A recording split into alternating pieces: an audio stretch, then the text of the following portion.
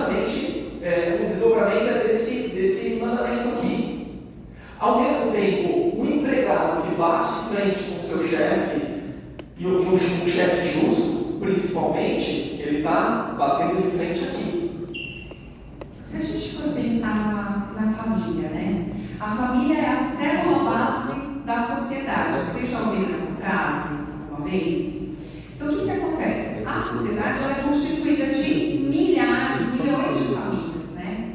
Então, é dentro da família que a gente vai aprender a se relacionar com o outro, né? Quando a gente é pequeno, ali com o nosso irmão, tem aquelas brigas, os perrengues com o irmão, tem que dividir, tem que se emprestar o brinquedo. Então, ali a gente vai aprendendo a ser gente, né? Então, a gente aprende a respeitar nossa mãe, nosso pai, nossos irmãos, a dividir. Na família, a gente aprende os valores, a noção do que é certo e o que é errado. Então, assim, se a gente for ver uma visão macro, a nossa sociedade, vocês acham que ela vai bem ou ela vai mal? Ela está mal. Se a família é a célula da sociedade, como vocês acham que estão as famílias? Se a sociedade vai mal, é porque as famílias vão mal. Então a gente precisa despertar e abrir realmente nossos olhos para isso. Nunca é tarde, sabe? Nunca é tarde. Às vezes a gente já tem filho grande, criado, mas nunca é tarde para, através do amor, a gente dar esse bom exemplo. Jesus é Deus, é o Filho de Deus encarnado, e ele era submisso a José e Maria. Está lá em Lucas, Lucas 2, fala expressamente, Jesus era submisso. Se o próprio Deus era submisso a seu pai e sua mãe, quem dirá nós? Então nós aqui, um conselho para os mais jovens, né? Principalmente os que ainda moram na casa dos seus pais, nós devemos obediência aos pais, né? Ou também muitas vezes assim, um pai adotivo, uma mãe adotiva, um padrasto, uma madrasta, tudo bem, né? É claro, o mandamento não é destinado só aos pais biológicos, também a quem exerce esse papel de autoridade, né? Então nós temos que respeitar, nós temos que honrar. O que é honrar? Honrar é você não dar um desgosto para sua mãe e para seu pai, sabe? Mesmo a gente já adulto, formando a nossa família, a gente adulto também não pode dar um desgosto para os nossos pais. A gente tem que cuidar deles, a gente tem que apoiar eles, né? E principalmente nós que temos, né, que já temos pais idosos, nós adultos, temos esse dever, através desse mandamento, de cuidar do nosso pai e da nossa mãe, na velhice, na doença, numa situação de angústia, de abandono. E aí a gente se depara também, quando a gente pensa sobre esse mandamento, muitas vezes a gente se depara com pessoas que falam assim, mas Débora, como é que eu vou honrar um pai que me abandonou? Como é que eu vou honrar uma mãe que me abandonou? Que foram péssimos pais para mim? Como é que eu interpreto esse mandamento nessa minha situação? E é uma situação que pode acontecer com qualquer um de nós, né? Um pai abusivo, a gente vê tanto por aí. Infelizmente, existe na nossa sociedade, né? Alcoólatras, então assim, muitas vezes assim, a pessoa cresceu apanhando, cresceu vendo a mãe sendo agredida, né? Viu muitas coisas duras, um pai sendo muito duro com a mãe, ou com a própria pessoa. Então assim, eu acho que interpretar esse mandamento nesses casos muito tristes, né, que a gente se solidariza com essas pessoas, em primeiro lugar, reconhecer que por mais trágicos tenha sido seu pai e sua mãe, ele fez uma coisa que ninguém mais poderia fazer por você, que é te dar a vida. Essa pessoa, esse casal, disse sim a Deus, contribuiu com Deus, porque quem é o Criador é Deus, é Ele que dá a vida. Só que esse casal, com aquela união, com aquela relação sexual, eles disseram sim a Deus, e Deus soprou o dom da vida ali. Então, por pior que tenha sido, tem que reconhecer, essa pessoa me deu a vida. Ela transmitiu para mim, ela me deu uma coisa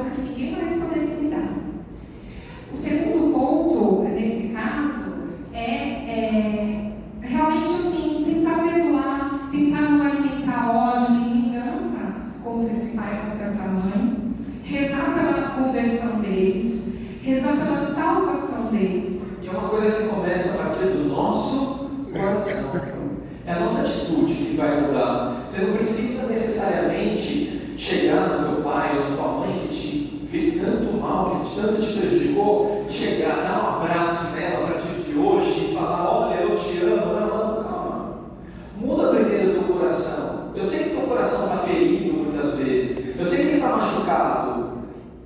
Mas começa a curar o teu coração, deixando de alimentar, como a Débora falou, deixando de alimentar essa coisa ruim que você sente, procurando ser benevolente com seus pais, procurando ter caridade com seus pais na oração, nos pensamentos, e aos poucos você vai curando o teu coração, porque é do coração que vai sair toda a palavra, toda a atitude. E essa atitude, aos poucos, ela vai se transformando, sim, num sentimento genuíno de caridade, de amor.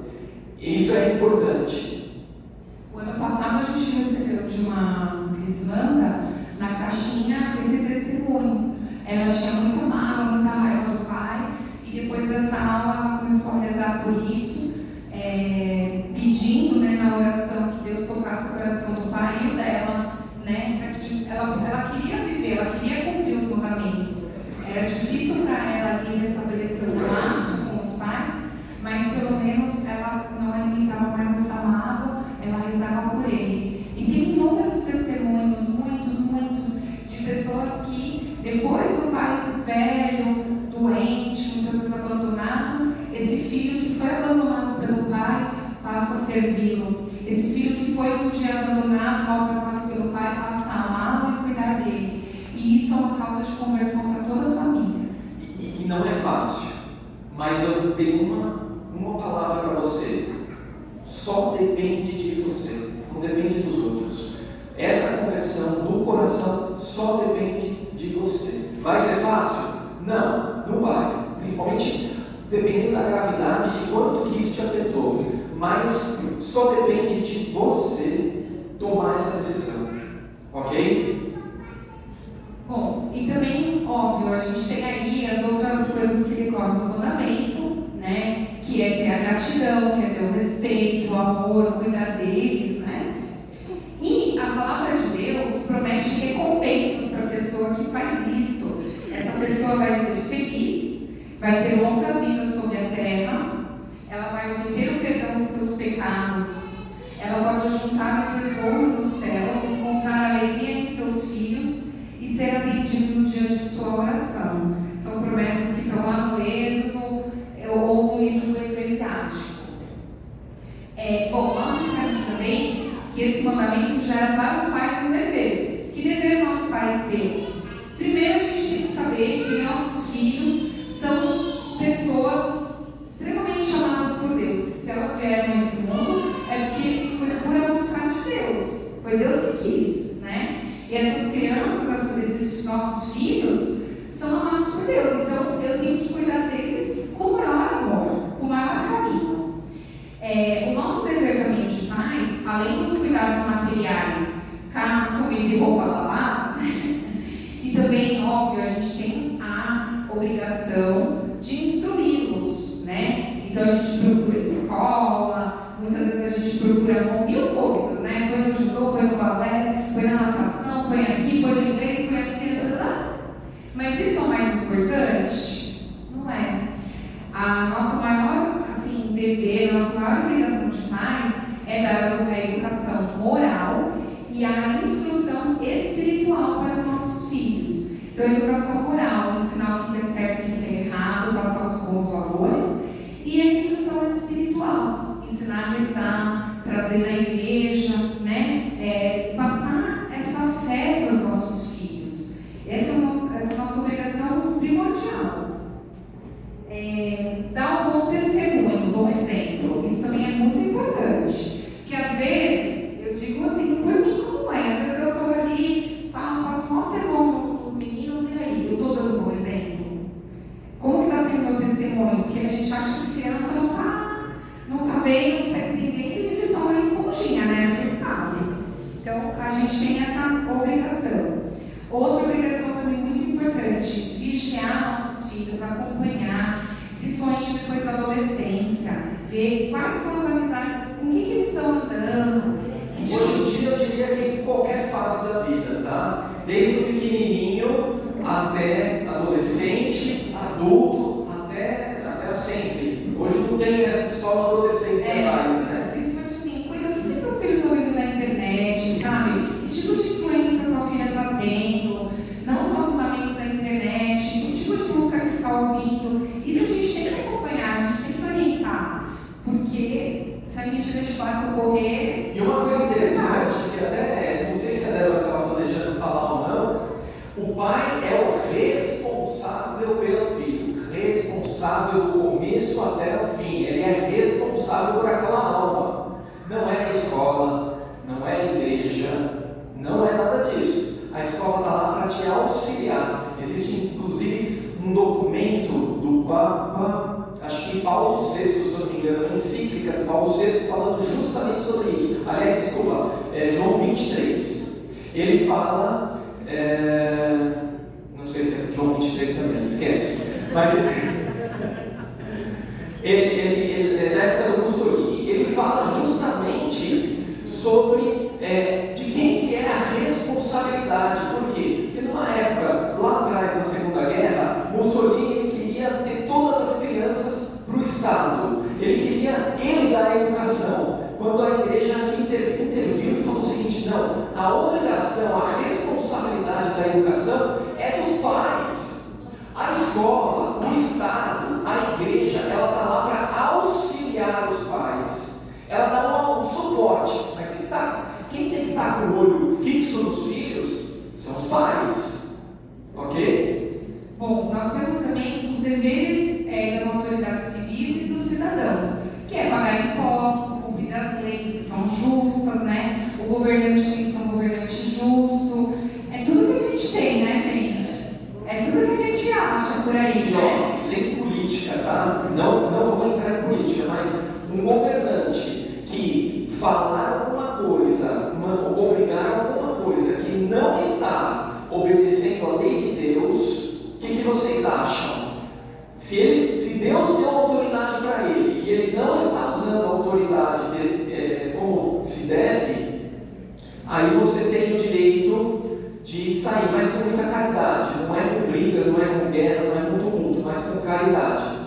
Você tem o direito, por quê? Porque você tem uma autoridade maior do que esse governante, esse chefe e até eventualmente um pai, né? O pai vem e fala para a criança lá no supermercado: vai lá e pega aquele produto, sei lá, e põe no bolso. Acontece, tem pai que faz isso, que pede, que vai ensinando indiretamente esses maus exemplos para os filhos. O filho, se ele falar o seguinte: não vou te obedecer, né? Se ele tiver consciência e falar não vou te obedecer, ele está correto. Ele não está pecando contra o quarto mandamento. Ele não peca. A gente tem um PIX. Não é o PIX do pega-pega, sabe? A gente tem uma exceção nesse mandamento que chama recusa de obediência. Se eu estou bem informado, eu sei que tem um chefe mandando eu desviar dinheiro da empresa, que tem um pai me obrigando a fazer um pecado, eu não vou cumprir. E eu não estou desobedecendo ao quarto mandamento. Amém? Faz sentido? Vamos seguir. Vamos lá. Quinto mandamento: não matar. Vocês vão ver que toda a ordem que a gente está seguindo, a ordem que Deus nos pede nos mandamentos, ela é proposital. É do mais importante, que é amar a Deus sobre todas as coisas, até os menos importantes, mas muito importantes também, tá? Então, quinto mandamento: não matar. Não matar em hipótese alguma. A gente tem que ter o respeito à vida humana desde a concepção até a morte. O que é a concepção? Alguém pode me dar um exemplo? Quem pode me falar o que é a concepção? Oi? Desde a gravidez. Vamos pensar o seguinte: o homem e a mulher tiveram aquela relação sexual. O homem, o espermatozoide do homem está caminhando dentro da mulher, não encontrou. Por enquanto tem vida? Não. Chegou no óvulo, fecundou o óvulo. A partir deste momento, já tem vida. A partir desse momento, já temos vida e vida humana, não é um extraterrestre, não é um cachorro, não é uma formiga, não é uma bactéria, não. É uma vida humana, pouco desenvolvida, sim, pouco desenvolvida, mas é como uma semente de uma árvore. Se você olhar o DNA daquela semente, você vai ver uma pessoa completa já tem um mapa daquela pessoa completa, ou seja, é um ser humano com toda a dignidade. E nesse momento, depois que o pai e a mãe contribuíram com o material genético, Deus entra, e é só Deus quem faz isso. Deus, ele coloca uma alma nessa vida humana. A alma que você tem hoje, ela veio desde a concepção de vocês, ok? Então é desde até a morte. O que é a morte? Quando a pessoa falece, corpo vai para um lado, alma vai para o outro. Há uma separação de corpo e de alma. Até esse momento aqui, a gente tem que respeitar a vida humana. A vida termina na morte, tá bom? Vida natural, isso. Ou morte natural. Bom, só que a gente pode. Vou colocar todas as. Pronto, vou colocar tudo aqui para vocês saberem, já é um spoiler, tá bom? O que a gente vai falar? A gente pode matar uma pessoa? Não. Respeito à vida significa que você não pode matar uma pessoa, tá? Porém, e aí a gente está falando de homicídio voluntário, tá? Você não pode chegar e matar. Isso é muito fácil da gente entender. Isso está fácil. Mas eu vou falar uma coisa que vai doer o ouvido de vocês. Essa regra é absoluta? Não é. Por que não é absoluta? Porque se alguém vier por essa porta aqui com uma metralhadora, desculpa falar essas coisas, eu só estou pegando exemplo, eu pego uns exemplos esdrúxulos aqui, mas que acontece, a gente sabe que acontece. Nas escolas, por exemplo, estão acontecendo isso, não é verdade? Vamos supor que, Deus queira que não, mas vem um cara que é armado com uma metralhadora. Alguém está segurando uma arma aqui? Ninguém, né?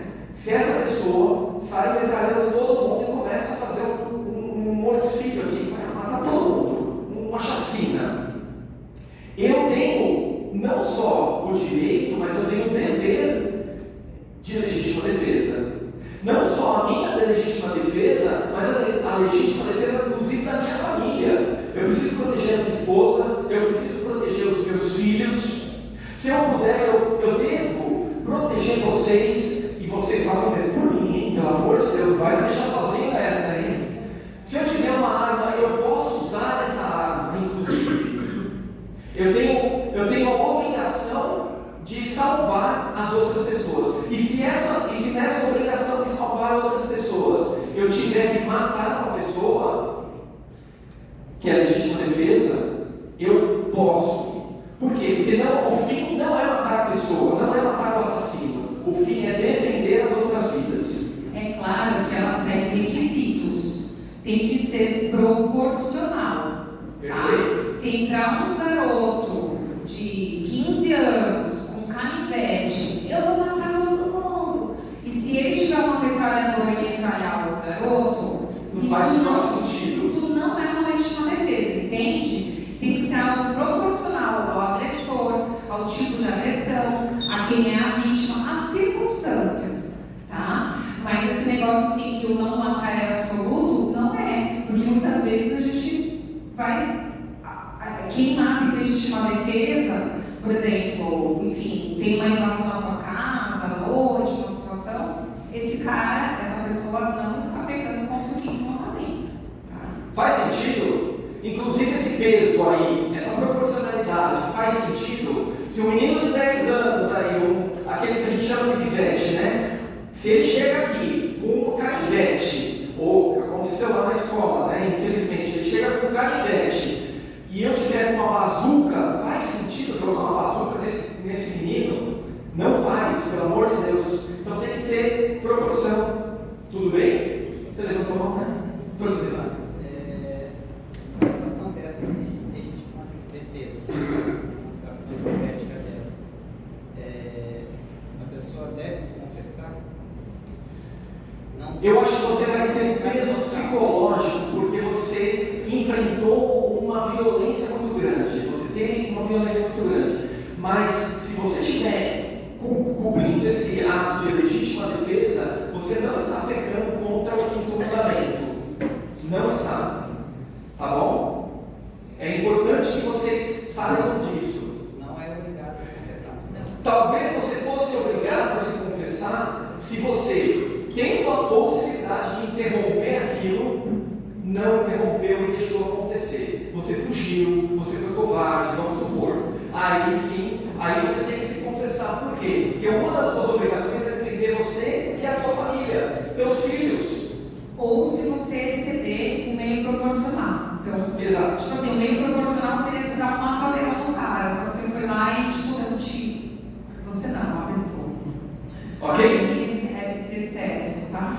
Esse tema aqui é um tema muito delicado também, que a gente vai falar, que é o aborto. Quando a gente fala de proteção à vida humana, a gente está incluindo desde a concepção. Então significa o quê? Aborto. O que vocês acham? Aborto é legal ou não é?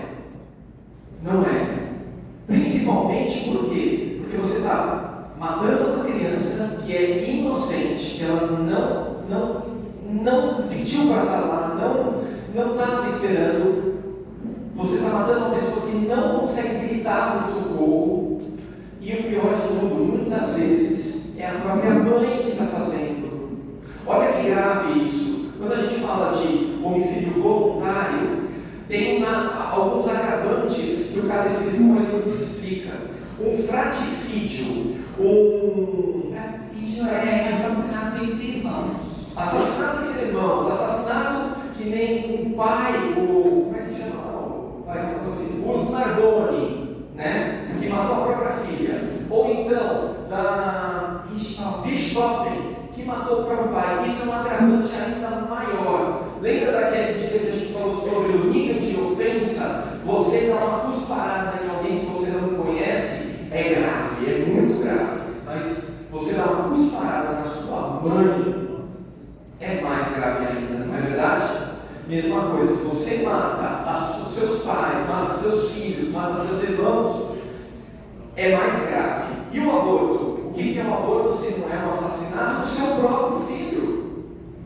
É o seu próprio filho, você está com ele dentro da barriga. E aí eu vou botar uma pulguinha na cabeça de vocês. E no caso, por exemplo, de uma má formação. Hoje a lei, ela permite, a lei do Brasil, ela permite quando é anencefalo, não é verdade? Se você aborta, independente se ela tem cérebro ou não, poderia não ter cérebro, mas poderia não ter um olho, não poderia ter um braço, estamos falando disso. Mas e alma? Ela tem alma? Tem alma. Se você mata uma pessoa, mesmo que a lei permita, é um aborto? É um aborto. Aqui, ó. É claro que esses casos são muito delicados, né? Então, assim, muitas vezes eu imagino, assim, eu fico me imaginando no lugar de uma mãe, né? Dessa mãe ou das pessoas ali envolvidas. Então, é claro que essa pessoa precisa de apoio espiritual, precisa passar com um padre, né? Precisa passar com, muitas vezes, psicólogo, assistente social, né? Ela tem que ter um acompanhamento, porque é um peso muito grande, se ela está nessa dúvida, né? E a igreja, a gente tem várias entidades ligadas à igreja que acabam ajudando essas moças, essas mulheres que estão passando por esse dilema. Então, até a Bíblia, né, que ela não está aqui no momento, mas ela é ligada a um grupo desses pró-vida. Então, se vocês souberem de uma mulher que está passando por um dilema desse, que está pensando em cometer, né, esse pecado, assim, elas fazem todo o acompanhamento. E muitas mulheres acabam levando a gestação até o fim e acabam deixando a criança para adoção, o que não é um pecado, né? Quer dizer, perto do aborto. Então, tudo isso, sim, a igreja acolhe, a gente tem como ajudar, sabe? E tem uma outra coisa também, outro caso que é previsto na lei. Vocês se lembram de algum outro caso? Estupro. Uma coisa terrível, terrivelmente violenta. É um absurdo o que acontece no estupro. Mas aí a gente tem que pensar, olha, já aconteceu, mas infelizmente a gente não tem aqui o DeLorean, né, para voltar no tempo e refazer a nossa história. Infelizmente não. Mas aquela criança, por mais nojento que o pai tenha sido, por mais nojento, a criança não tem nada a ver. É difícil a gente falar isso para quem sofreu uma violência dessa, a gente sabe disso, mas a criança não tem culpa. E se a pessoa, se a mãe, ela resolve tirar a vida desse filho, ela sofre duas vezes, não só o estupro, mas ela sofre também o aborto. Psicologicamente e fisicamente. Fisicamente já é comprovado que mulheres que abortam, elas têm mais propensão a câncer, têm mais propensão a depressão, a problemas psíquicos. Muitos padres, já conversei com muitos padres, eles falam que é um pecado que marca muito a mulher. Então, às vezes a mulher já tem 80, 90 anos e ela quer confessar novamente, ela já confessou esse pecado e ela não consegue se perdoar. E aí ela quer confessar de novo, sendo que não precisa, sabe? Então, é algo que, assim, muitas vezes não é nem divulgado, mas que a igreja ajuda, pode ajudar, pode acolher essas moças, sabe? E depois de um trabalho bem feito, de acolhimento, de amor, muitas desistem de abortar. Então, eu até conheço uma moça que nem é católica e ela falou que passou por violência e hoje a filha dela tem 20 anos, que é a maior bênção da vida dela. Então, E aquela pessoa que acha, poxa, eu não sou obrigada, porque eu vou olhar a criança e vou lembrar daquela situação todos os dias. Isso é verdade, tá? Isso é verdade, por isso que a gente tem que olhar com muito cuidado. Mas leva a gestação até os 9 meses, deixa a criança nascer e doa. Nossa, Madre Teresa de Calcutá, ela chegou na ONU e na frente de todas aquelas autoridades que estavam discutindo sobre o aborto, ela falou: vocês estão discutindo sobre o aborto? Dá as crianças para mim, dá para mim todas elas, não tem problema. Bom, são os pesados, né? Vamos falar então agora sobre eutanásia. O que é eutanásia? É você tirar a vida de alguém que está no final da vida já. Ou seja, você nasce, até na boa vontade de querer diminuir o sofrimento da pessoa, você vai lá e mata ela, né? Tem um caso muito famoso que está acontecendo agora, nesse momento, com um ator, acho que francês, se não me engano, chamado Alain Delon. Ele está indo para um outro país, eu acho que Suíça, que lá é permitido, e ele está querendo tirar a própria, querendo que as pessoas tirem a própria vida dele, não. As pessoas tirem a vida dele, né? E isso é grave, isso é muito grave. A gente não é, só para concluir, a gente não é dono da nossa vida, a gente não pode, a gente não é dono da nossa vida, a gente administra aquilo que Deus nos deu. Isso é importante a gente falar. Diga. Voltando ao aborto, e se é uma criança de 13 anos, cara? Isso é duro, né? É duro. Pode falar para ela para seguir a gestação, cara? Então, uma criança de 13 anos, se ela tem a gestação, por mais difícil que seja, ela já está madura para levar uma gestação. É difícil? Claro que é. Mas ela tem maturidade física para continuar uma gestação. E hoje com a medicina, ainda mais fácil ainda você conseguir fazer um pré-natal decente, legal, você consegue acompanhar aquele caso e pode, de repente, a gente tem na nossa família uma criança que nasceu com 5 meses, ela cabia na palma da mão, e ela tem hoje 13 anos, 5 meses ela cabia na palma da mão e sobreviveu. Deixa a criança chegar um pouco mais. Está difícil de continuar a gravidez no 8º mês? Faz uma cesárea. é difícil, irmão. Mas é difícil. Não é fácil. Mas tem que ter acompanhamento psicológico, espiritual. tem que ter ajuda da família. A família é muito importante, gente, nesses casos. Nesse caso, a igreja não abre exceção mesmo. Inclusive, olha a gravidade. Eu vou falar uma coisa que é muito grave. Só para vocês terem uma ideia, quando a pessoa aborta, não precisa da igreja falar que você está excomungada. Você automaticamente, a mãe, né? A mãe e todas as pessoas que se responsabilizaram por aquilo, que apoiaram aquilo, tá? A responsabilidade é compartilhada. Ela já está automaticamente excomungada. Excomungada. É automático. Só para vocês entenderem o quão grave isso é para a igreja. Tá bom? Significa que você rompeu completamente com Deus. Você está, até poucos anos atrás, um padre não conseguia absolver, ele não tinha o direito de absolver uma pessoa dessa. Ela levava para o bispo. E o bispo tinha que acompanhar essa pessoa. E era o bispo quem tinha que tomar a decisão de absolver ou não. A igreja pode reter, ela retém esse pecado. Hoje em dia eles abriram um pouco mais, então o padre pode fazer a absolvição, mas isso é um pecado extremamente grave. A excomunhão é uma pena canônica, que a pessoa não pode mais frequentar os sacramentos, ela não pode mais, ela está excomungada mesmo da igreja. O ano passado, o Guilherme falou uma coisa muito interessante. Quando a gente estuda a fé católica, ou mesmo os 10 mandamentos, a gente nunca vai oferecer um mandamento só. A lei de Deus, ela é sistemática. Como eu posso dizer? Ela é uma só. Se um mandamento está ligado no outro. Se a gente luta para viver os 10 mandamentos, que o próximo é não pecar contra a castidade, não vai existir a questão do aborto, vai diminuir muito.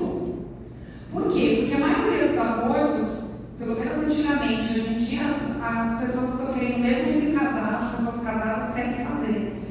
Mas antigamente eram frutos de adultério, que é um pecado contra a castidade. Mas continua, é um pecado contra a castidade, porque a gente vai ver não, o que eu quero dizer, não estou dizendo que não é. O que eu quero dizer é o seguinte: se as pessoas têm uma vida reta, castidade reta, não vai haver uma gravidez. Ninguém vai ter coragem de abusar de uma moça de 13 anos, entende?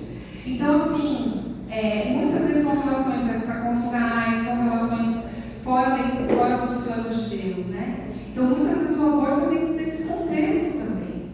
Quando a gente procura viver toda a lei de Deus, o número de aborto cai drasticamente. Aqui a gente vai falar também sobre suicídio. O suicídio é o ato da pessoa tirar a própria vida. Como eu estava falando, suicídio, a gente não é dono da nossa vida. O único que pode dar a vida e tirar a vida é Deus. E hoje, infelizmente, a gente está vendo casos proliferando de suicídio. E que é um grande mistério. Por que está acontecendo isso? As pessoas ainda não entenderam. É uma grande epidemia que está acontecendo na sociedade, que os índices de suicídio sobem drasticamente. A gente aqui, eu e a Débora, a gente está recebendo. Estou falando eu e a Débora porque é nós mesmo, tá? A gente está recebendo vários casos de tentativa de suicídio propriamente dito. Coisas que há poucos anos atrás a gente nem pensava que ia acontecer. E eu fico imaginando a dor que essas pessoas sentem para tirar a própria vida, o desespero, a falta de esperança, né? O desespero é isso, é falta de esperança no futuro ou em Deus para a pessoa tirar a própria vida. É claro que se a pessoa está numa doença muito grave, né? Se a pessoa tem uma doença mental muito, muito grave e ela chega a consumar o ato, ela deixa de ter liberdade. Ela deixa de ter liberdade. Então, assim, a gente também não consegue afirmar que aquela pessoa, cometeu um pecado mortal e está no inferno, por exemplo, entendeu? A misericórdia de Deus pode alcançar todos. Né? De repente, entre o momento em que ela começou a executar o ato e que o ato se consumou, de repente naquela fração de segundo ela se arrepende, a gente não consegue dizer, sabe? E não sabe até onde alcança a misericórdia de Deus, porque é infinita. Entenderam? Essa Misericórdia de Deus é infinita. tem nome, né? Essa doença tem nome, que é depressão. Depressão É uma doença mesmo, uma doença física. Né? Mas é uma doença que acontece também na alma da pessoa, né? É difícil, é muito complicado isso. Vamos seguir aqui, que senão vai dar tempo, né? Outro pecado. Não, tem ainda mais um pouquinho. O escândalo, o que é o escândalo? O escândalo é quando você incentiva a outra pessoa a cometer um pecado, né? Então, o escândalo está aqui dentro do não matar, porque você está matando uma alma, você está fazendo a outra alma pecar mortalmente, inclusive. Então, escândalo é quando você faz outras pessoas pecarem, você tem uma participação. Lembra que eu falei da corresponsabilidade? Você tem corresponsabilidade. O pecado é pessoal, mas você tem uma responsabilidade em cima da atitude da pessoa. Se você apoiou, se você sugeriu, se você aplaudiu, enfim, dependendo da atitude, você é corresponsável. E o escândalo é uma dessas corresponsabilidades. Respeito à saúde, vamos botar tudo de novo aqui. Respeito à saúde, nós temos a obrigação de cuidar de nós mesmos. Nós temos a obrigação de cuidar da nossa saúde. Ou seja, o que significa isso? Drogas. Você que faz uso de drogas, gente, você está se matando. É importante você saber disso. Pessoa que está bebendo desregradamente, você está se matando. Tomando remédio à torta e direito, você está se matando. E o contrário também. Você que só pensa na saúde, vai na academia, bombado, só come natureba, tal e tudo mais, e não presta atenção para a tua alma. Eu estou falando o seguinte: exercício faz bem? Claro, faz bem, mas em excesso pode fazer mal. Você ficar no espelho o tempo todo, se olhando, né? Se olhando, se admirando e tudo mais, e sem cuidar da sua alma, isso você está pecando também. Aqui, respeito à pessoa e à pesquisa científica. Aqui é importante por quê? Porque tem vários estudos científicos que são promovidos que a cobaia é o ser humano. Ou seja, isso acontecia bastante, por exemplo, na Segunda Guerra Mundial, que o Hitler ele pegava as pessoas e começava a fazer testes científicos em cima dos judeus. Se a pessoa não der o aval dela e falar, bom, você pode fazer teste comigo porque eu estou com uma doença degenerativa e estou pronto para morrer. Então faz o teste para mim. No máximo que vai acontecer, se ele salva a vida. No mínimo, paciência, né? Eu vou morrer, mas pelo menos eu tentei. Tudo bem. Agora, se você não tem o aval da pessoa, nem dos responsáveis legais, e você faz uma pesquisa clínica em cima disso, em cima de uma pessoa, isso está errado. Outro exemplo, querem saber?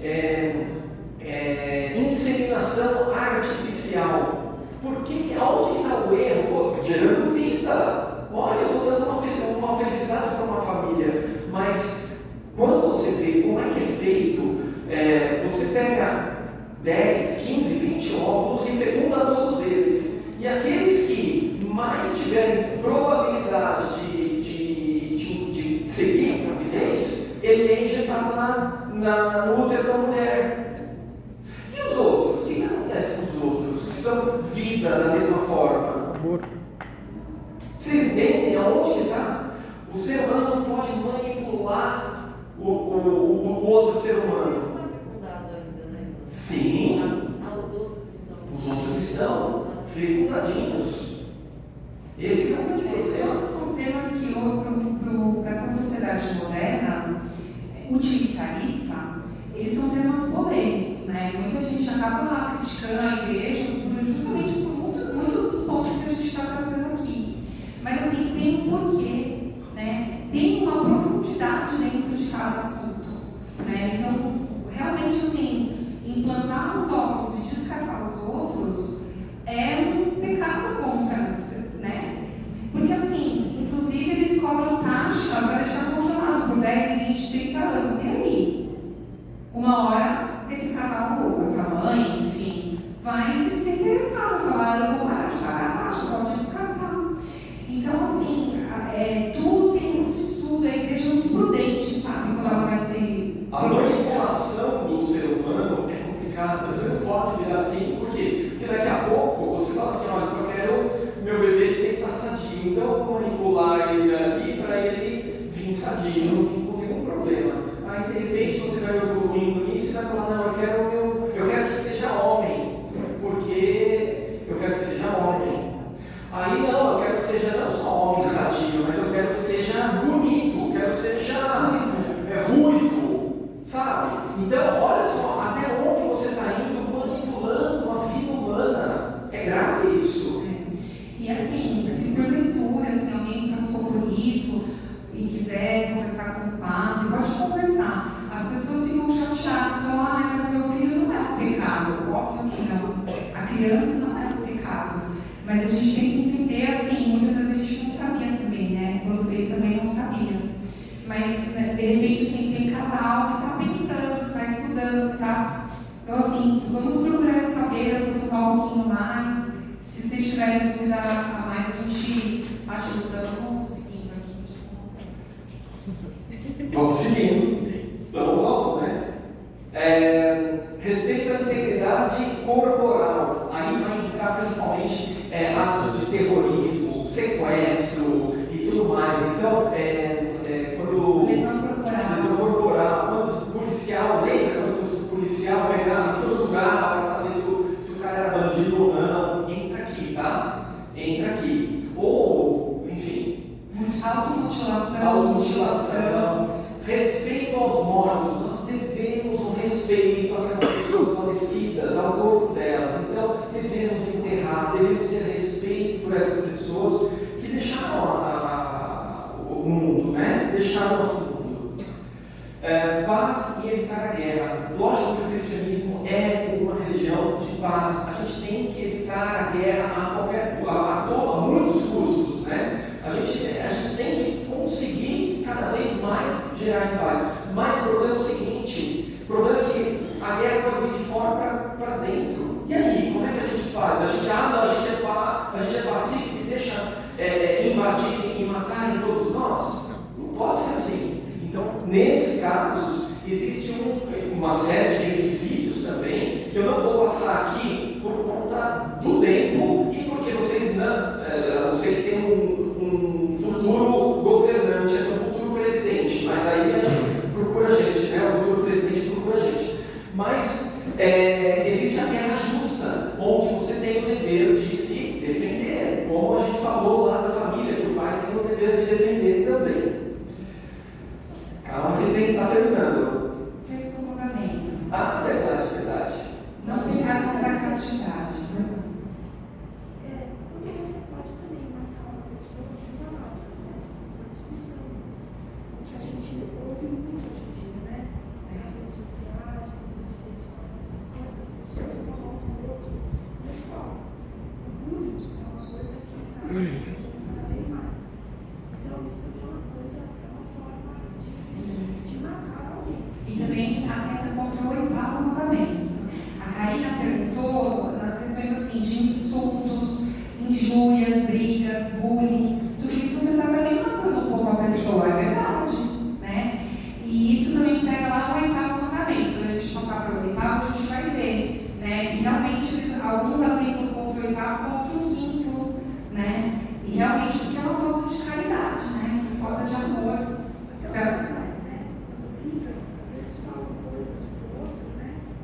Que as palavras matam. Eu quero te matar, mas eu falo só que eu não te matar, eu não falo outras coisas todas, né?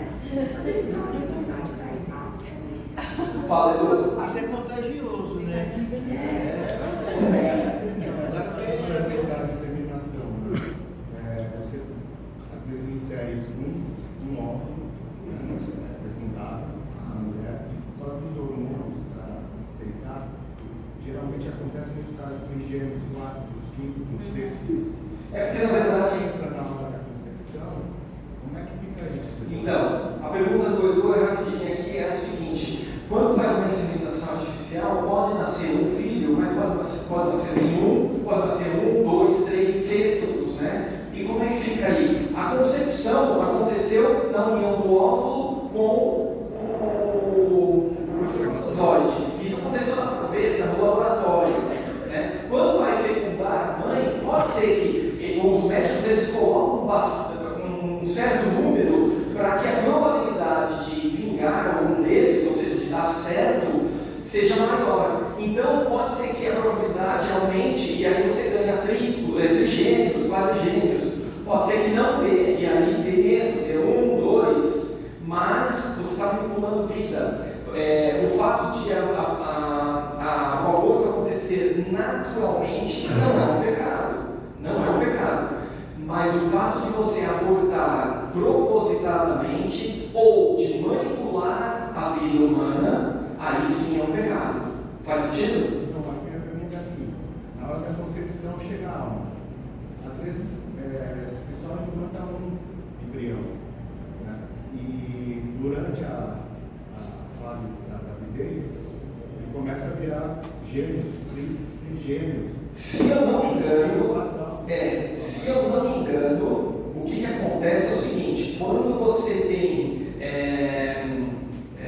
gêmeos univitelinos, não, em casos de gêmeos univitelinos, você tem 2 seres, duas pessoas, então você tem 2 almas, cada um vai ter uma alma. Agora, no caso, por exemplo, de inseminação artificial, a probabilidade de aumentar, se tiver um médico pode me corrigir, tá? Porque eu não sou dessa área. A probabilidade de aumentar o número de nascimentos é em função de mais óvulos que colocam dentro do útero, tá? Pode até acontecer aí da célula se dividir e se transformar em 2 pessoas, mas a grande probabilidade, a grande questão é que são vários óvulos implantados no mesmo útero. Eu desconheço, eu tenho que estudar mais sobre isso.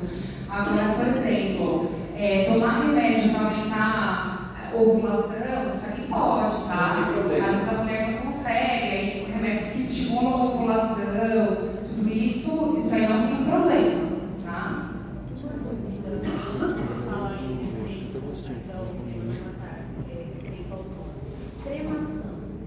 Cremação. Vamos lá, boa pergunta. Cremação.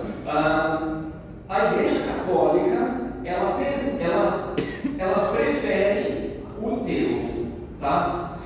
Mas ela acaba permitindo a cremação. Ela permite a cremação, contanto que essa cremação não interfira, não seja danosa à fé da pessoa, tá? Mas é permitido. Mas não é o recomendado. O recomendado é o enterro.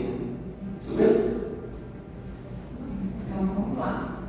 Quando a gente fala em não pecar contra a castidade, que é o 6º mandamento, muitas vezes a gente pensa que castidade é abstenção de relação sexual. Geralmente a gente pensa nisso. Eu já ouvi dizer que castidade vem de castigo. Não é, tá? Castidade não é castigo, é diferente. E o radical da palavra é o mesmo, tá? Antes de falar sobre a castidade, que é uma virtude, a gente tem que falar sobre a sexualidade humana.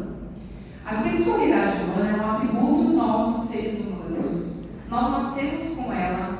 E sexualidade, muitas vezes a gente compara só a genitalidade, não é? Sexualidade é muito mais do que um aparelho reprodutivo dos órgãos sexuais. Sexualidade tem a ver com afetividade, com os nossos afetos. Sexualidade tem a ver com o nosso mundo interior. Sexualidade, por quê? Porque nós, seres humanos, somos feitos de corpo e alma, espírito. Então nós não somos nem animais, então eu não posso falar que sexualidade é só ali o ato mecânico, aquele ato mecânico de fazer sexo em si, ou do aparelho reprodutor. Por quê? Porque a gente tem o atributo da nossa vida interior. Então quando a gente fala em ordenação, né, o que é não pecar? É ter os afetos ordenados. Saber em que estado de vida eu estou, então se eu sou solteira, se eu sou casada, eu sou chamada a viver a minha sexualidade conforme o meu estado de vida. Então, por exemplo, aí quando a gente fala assim, a castidade também, né?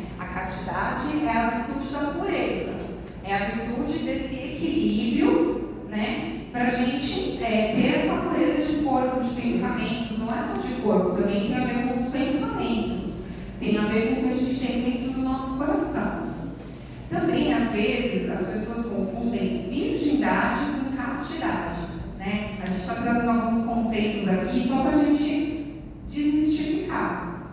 Os conceitos não necessariamente se equivalem, porque pode ter uma pessoa que seja virgem, mas não é casta, é uma pessoa totalmente desordenada, né? Então, não são conceitos necessariamente equivalentes. Deus, lá no Gênesis, Deus cria o homem e a mulher, cria primeiro o homem, e depois cria a mulher. E aí, quando Adão vê Eva, ele fala, agora sim, ossos dos meus ossos e carne da minha carne. Deus cria a distinção dos sexos e a complementaridade dos sexos. Tanto no corpo como no espírito, o homem e a mulher são diferentes. Então, quando a gente pensa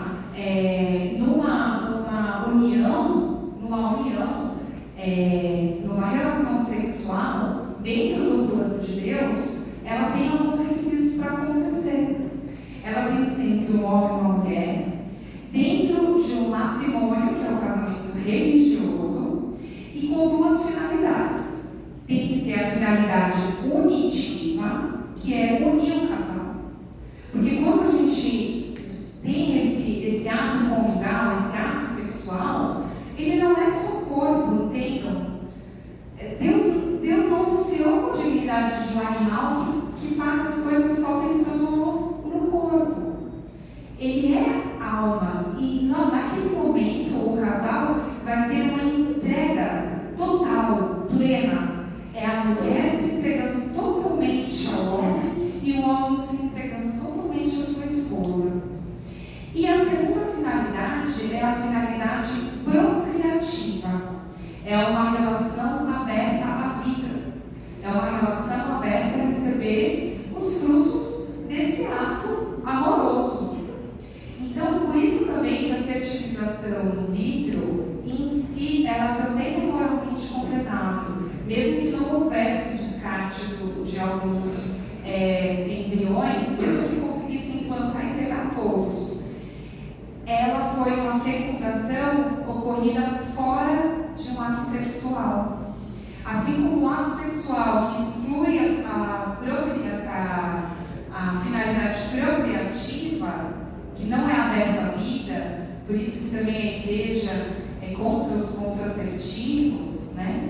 Uma relação então em que vai excluir a possibilidade desse casal estar aberto a uma vida, ela também não é desejada por Deus. E aí é importante falar o seguinte, porque muita gente fala o seguinte, tá? Eu já vi por aí. Olha, a igreja, sexo para a igreja é pecado e tudo mais.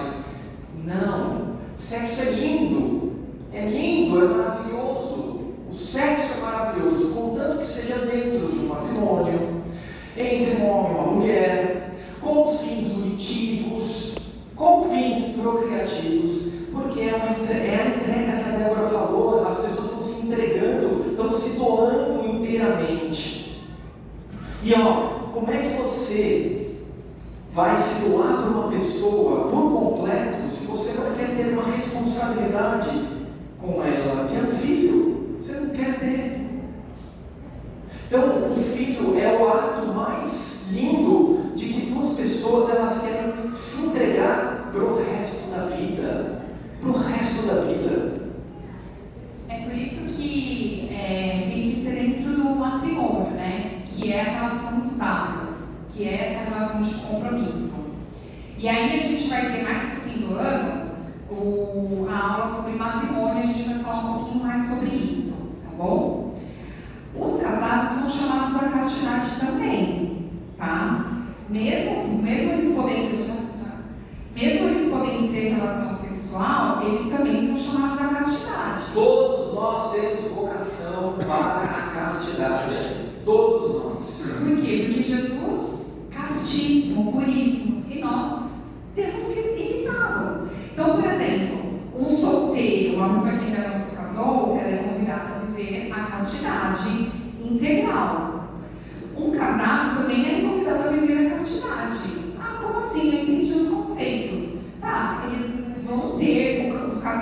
vão ter as relações dentro do período seguindo o ciclo da mulher. Então o homem, ele vai respeitar o ciclo da mulher. O homem não vai ser aquele homem machão que vai falar, mulher, você é minha propriedade e tal, e vai, né, que nem a gente vê por aí os estereótipos, né? Gente, é a coisa mais linda, o homem participar da vida da mulher. Por quê? Porque a mulher começa o ciclo dela, ela está tranquila, né? Ela se entrega para o marido, ela se doa inteiramente para o marido. Aí chega uma hora que o casal eles olham e falam, olha, vamos segurar, tá? Ainda não é o momento, eu tenho que pagar umas contas aqui. O que é lícito? Você ter um planejamento familiar, é lícito. Então, quando a mulher está ali, no ápice dela, o homem vai respeitar ela e vai falar, olha, eu vou te respeitar, eu vou guardar todo o meu amor, todo o meu carinho, toda a minha ternura para você. Só que daqui a pouco, e aí ela passando o ciclo dela, passando o momento dela, aí sim, aquele amor que estava represado, que estava todo contido dentro do homem e da mulher, ela pode ser expandida. Olha que lindo isso. Chega na hora da TPM, né? Aí vai sair briga e tudo mais, mas é o momento novamente de você respeitar o ciclo da mulher e assim por diante. A igreja permite os métodos naturais, que é a tabelinha, mas tem o método Billings, tem o Creighton, tem outros métodos mais eficazes. E é isso, é a mulher se conhecer, observar o corpo, ver como é que ele está, pelos sinais que o corpo dá, que eu não vou dar os detalhes aqui, mas tem o site da Sempaflan, que eu comecei a fazer as minhas anotações quando eu estava noiva. A gente estava buscando guardar castidade, mas eu já queria anotar. Eu já tinha que estar ligada, porque eu tinha que estar conhecendo o ciclo. Eu queria esperar um pouco. E o homem participa, eu participo. Aí anotar, ele anotando. Mas eu tenho amigas que ficaram grávidas na lua de mel, amém? Sabe? Então é tudo isso, assim, tem os métodos naturais, a tabelinha. Então o solteiro, o padre, o celibatário, o religioso, ele guarda a castidade, ele faz inclusive um voto, ele faz essa promessa de guardar a castidade. O que mais que a gente tem para falar sobre não pecar contra a castidade? Como o nosso tempo está bem exíguo, vai ficar uma lição de casa para vocês lerem, ó, parágrafos 2351 a 2359, depois a gente põe no grupo também, e 2380 a 2391, são as ofensas contra a castidade, tá? Luxúria, masturbação, pornografia, fornicação. Fornicação é relação sexual entre pessoas solteiras. Prostituição, estupro, práticas homossexuais. A gente tem também ofensas à dignidade do casamento, adultério, divórcio, poligamia, incesto gravíssimo, pedofilia gravíssimo, união livre, que é morar junto. Então, muitas das coisas aqui a gente não sabia, né? Então, assim, o que nós orientamos? Procura um padre para uma confissão, uma orientação, tá? Tem muitos canais no Instagram que hoje ajudam. Tem o Miguel Soriani. Ele ajuda os homens a saírem da pornografia. É muito importante, é muito interessante. Quantos casamentos hoje não acabam por causa desse mal? Porque nós vamos ver no próximo mandamento que tem a ver com o sexto, é o nono. O nono mandamento é não desejar a mulher do próximo, que no fundo é você estar pecando contra a castidade dentro da sua imaginação, dentro da sua mente. Então é claro, a pornografia está ligada ao pecado da masturbação, com atos solitários, porém aqui, ó, desejar a mulher do próximo, ou então só ver. Eu só vou ver o TikTok. Eu não estou fazendo nada não, mulher. Eu só vou ver aquelas dancinhas lá. A gente tem que vigiar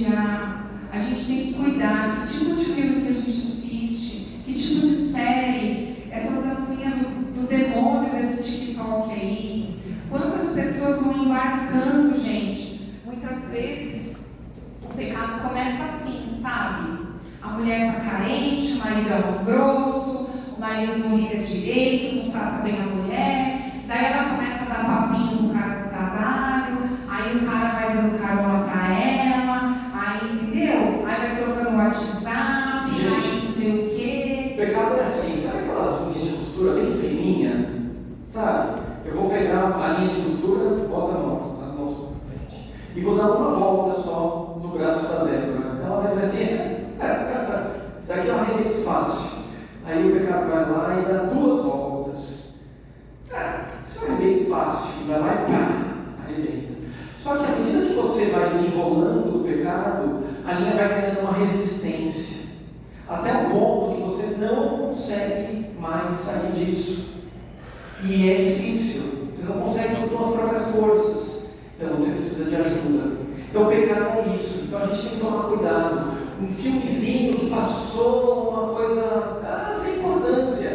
Tudo bem, hoje é sem importância, mas se você vai se contaminando com isso, com os TikTok da vida, com séries, com papo, a conversa também, busquem a castidade nessas coisas também, ok?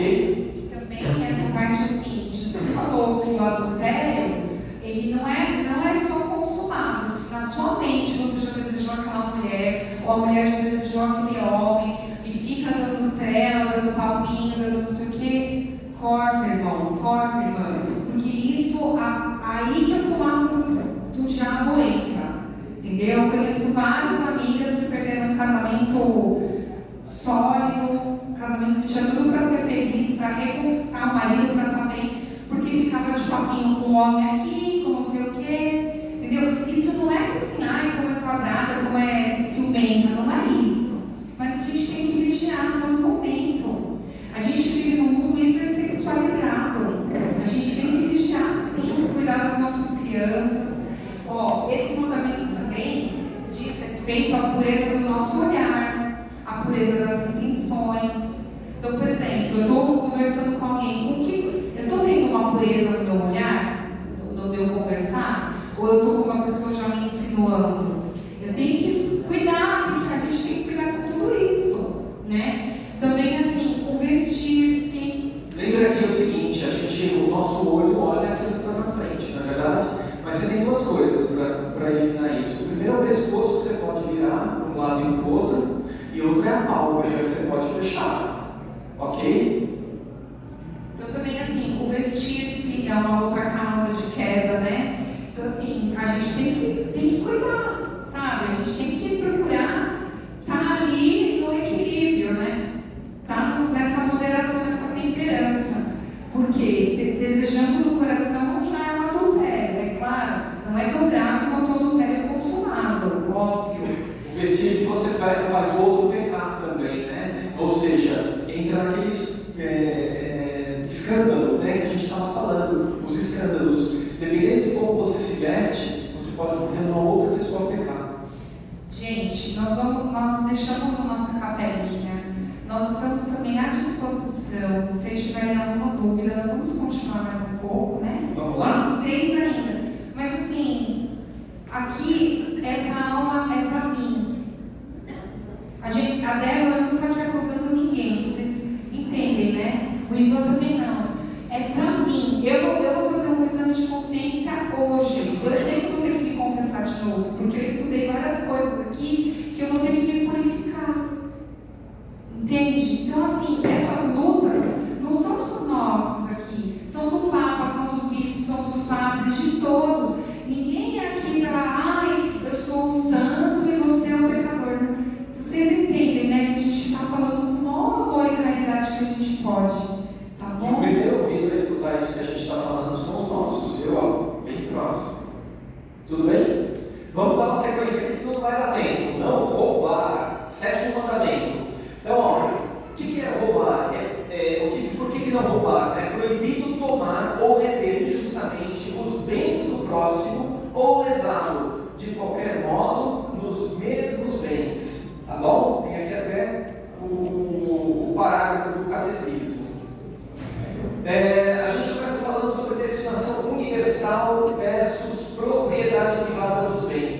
A igreja, ela entende que são dois conceitos que são aparentemente antagônicos, mas eles têm que se casar, eles têm que se combinar. Por quê? Quando Deus criou o homem e a mulher, Ele deu ao Adão e Eva, aos homens, a autoridade sobre toda a criação, sobre todos os bens. Isso para quê? É a destinação dos bens universal, tá? Mas por que isso? Para o bem do ser humano. Então tudo que a gente está administrando nesse planeta aqui é para o bem do ser humano.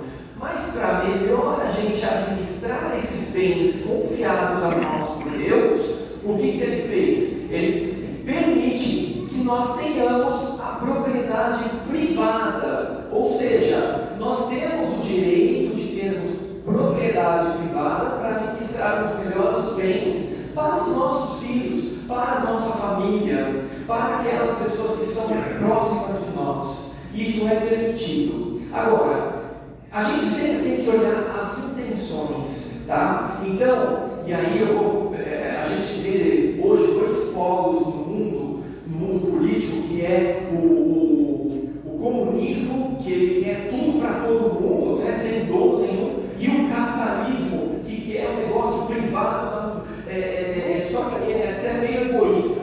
Então, o que a igreja fala? Nenhum nem outro. A gente tem que conjugar esses dois pensamentos para o bem da humanidade.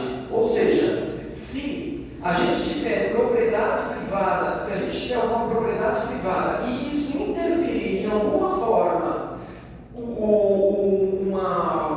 bem de um outro ser humano, a gente tem que, por obrigação, a gente tem que ceder. Eu vou dar um exemplo. Quando caíram as torres gêmeas em 2001, lá nos Estados Unidos, eu fui para lá no final de 2001, já estava tudo tomado, né? Tudo aqueles já tinha acontecido, porque aconteceu em setembro e eu fui em dezembro do mesmo ano. E eu via as pessoas abrindo as casas, as igrejas, tinha uma igreja lá do lado, abrindo as portas para receber as pessoas doentes, as pessoas que se machucaram, né?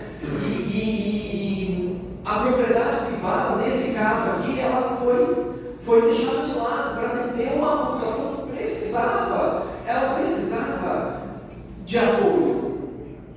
Da mesma forma, você não pode pegar a propriedade privada de uma pessoa e simplesmente falar, não, isso daqui é para o bem comum e que se dane você. Não, também não. Então, tem uma linha muito tênue entre esses dois conceitos que têm que ser respeitados tanto de um lado quanto do outro, ok? Ou seja, a gente tem que ter um respeito aos bens do outro, que a gente já comentou sobre isso. Respeito à integridade da criação. A gente precisa tomar cuidado, a gente precisa cuidar do nosso planeta, a gente precisa cuidar da criação de Deus. Então, desde os minerais, que parece que não tem vida, não tem nada, mas quando você utiliza demais os minerais e tudo mais, você pode estar prejudicando. Lembra? Prejudicando quem? Os minerais? Não, prejudicando a nós mesmos, não nessa geração só, mas nas futuras gerações. Quando você usa demais desenfreadamente exploração de mineral, você está contaminando rios, você está contaminando o solo, não é verdade? A nossa próxima geração é que vai sofrer tudo isso. Da mesma forma, os animais, a gente pode fazer, é lícito você usar os animais para alimentação, para vestuário? Claro que é. O boi está lá para fornecer a carne, a vaca, o leite, a galinha, o ovo e a carne também, enfim. Não preciso explicar isso, mas a gente tem que ter respeito. Matar um animal por matar, judiar de um animal, isso não é legal, isso não é cristão. Faz sentido? A gente tem que amar os animais. Eu lembro que em alguma das aulas, acho que foi inclusive aqui do lado, né, na Cúria, que a gente estava falando justamente sobre os animais, que a gente deve amar os animais. Só que temos que ter cuidado, não amar a ponto de... Eu lembro de alguns filmes com aquelas bondocas, né, que tem um poodlezinho lá que ganha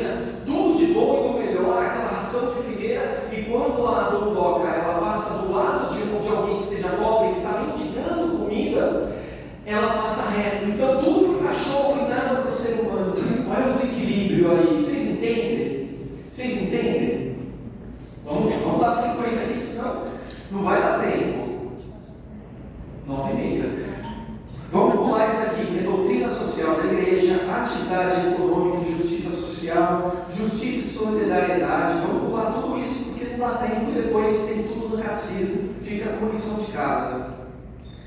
Amor aos pobres. A gente estava conversando, agora desculpa, eu esqueci teu nome. Tatiana, ela tem um trabalho lindo que é assistente social e ela cuida com muito carinho dos pobres. A gente estava conversando bastante. A gente também, todos nós aqui, a gente precisa ter esse olhar caridoso com as pessoas. E obras de misericórdia são importantes. Elas são obras espirituais e obras corporais. Dentro das espirituais, o que você tem?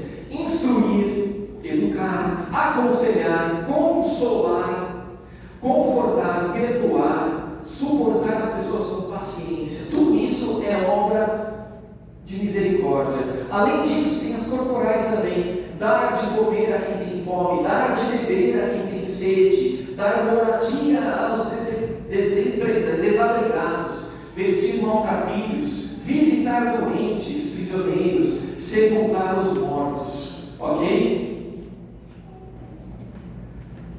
Ali, cobiçar as coisas alheias. Isso aí assim como o dom do mandamento, é uma coisa muito de dentro do coração, tem a ver com a inveja, né? Então, ela é um sentimento que você acaba, que acaba te atrapalhando muito.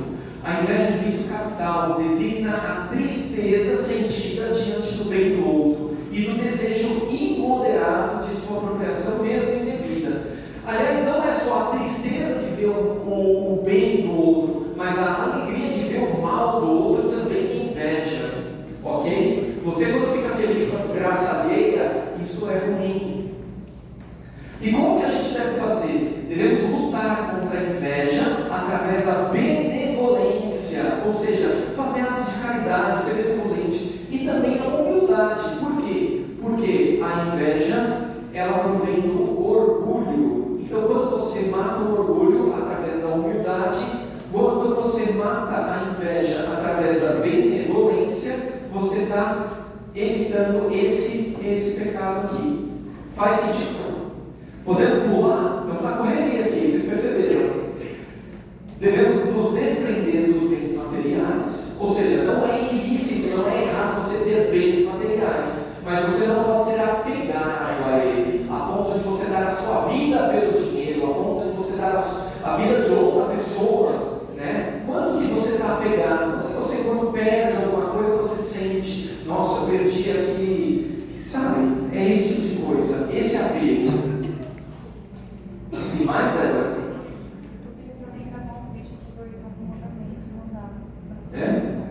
Então tá bom. Pode ser, gente? Eles nem ouviram. Falta um mandamento, que é não levantar falso testemunho, que é basicamente não mentir, não falar mal, não fazer mau juízo das pessoas, não caluniar, não fofocar, que é o que a Karina estava falando. Você tem uma aula inteira. Então, nossa, cada mandamento dá uma aula inteira. Pode ser, a gente grava um vídeo assim de 5 minutinhos e põe. O que vocês acham? Para não ficar muito tarde, tá bom? Melhor, né?